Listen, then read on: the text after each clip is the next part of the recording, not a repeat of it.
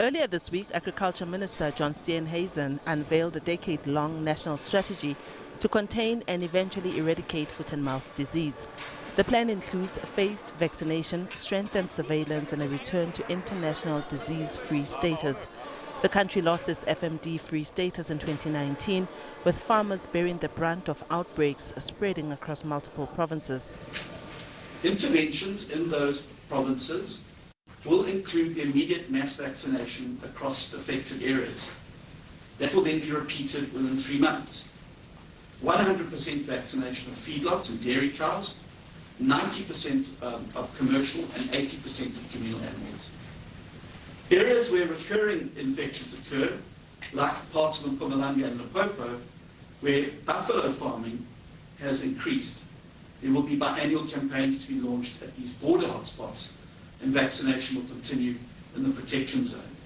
In that regard, I'm very pleased to be working closely with Minister Willie Outkamp, who is with us today, who is the Minister of the Department of Forestry, Fisheries and Environment, and who will be working closely with the Department of Agriculture to assist us, particularly as it relates to wild animal populations.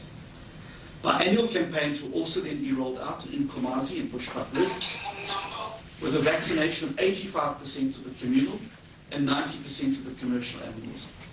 Joint wildlife surveillance and targeted vaccination near reserves, again in cooperation with Minister Outkamp's department, will also be implemented.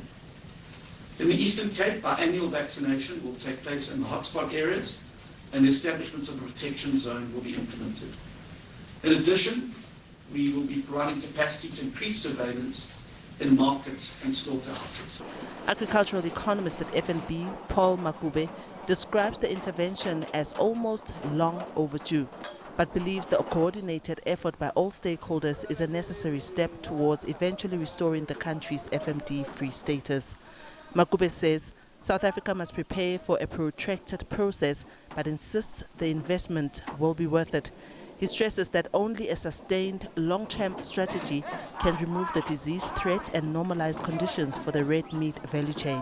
The outbreak, got out of control, and it has now come to a situation where the only way to handle it is to have a long-term plan in terms of getting it out of the way.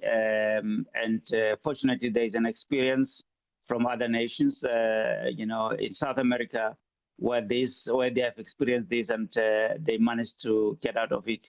Although it's going to take a number of years, but it is worth investing in ensuring that we embark on that process to get it eventually out. Partner at BDO and agriculture sector leader Sanele Ngosi warns that restrictions on cattle movement are disrupting farm cash flows for 12 to 48 months project cycles, leaving many producers unable to generate revenue while still carrying out input and financing costs. He says the country has the technical capacity and professional expertise to turn the crisis around. Ngosi warns that recovery will be slow, requiring meticulous planning and close cooperation between the state, commercial farmers and emerging producers. We've been through quite a lot of challenges in the agri space. There's been quite a few outbreaks in the past in certain areas, not only in just agri, but in other food areas, and we've been able to turn it around because we have access to resources and quite a lot of strong professionals that are in our sort of advocacy space. And I think with the plan that they're putting in place, we should be able to get there, but it's definitely not going to be something that's going to happen overnight. The challenge that the agriculture sector faces is that everything that happens has to be meticulously planned. Even just operating in the agri space means planning for at least 12, 18, 24, sometimes even as long as 48 months to try and see how cash flow is going to be managed, how your crop cycles need to work, if it's in the crop space, how your cattle need to be vaccinated throughout their cycle. And with that, if there is a problem somewhere in the journey, we can't, on the one hand, expect an overnight fix, but also we have to be understanding of the fact that there's major financial implications. In the meantime, consumers are likely to face higher meat prices for some time, driven largely by intermittent trade disruptions that have constrained slaughter numbers and exports.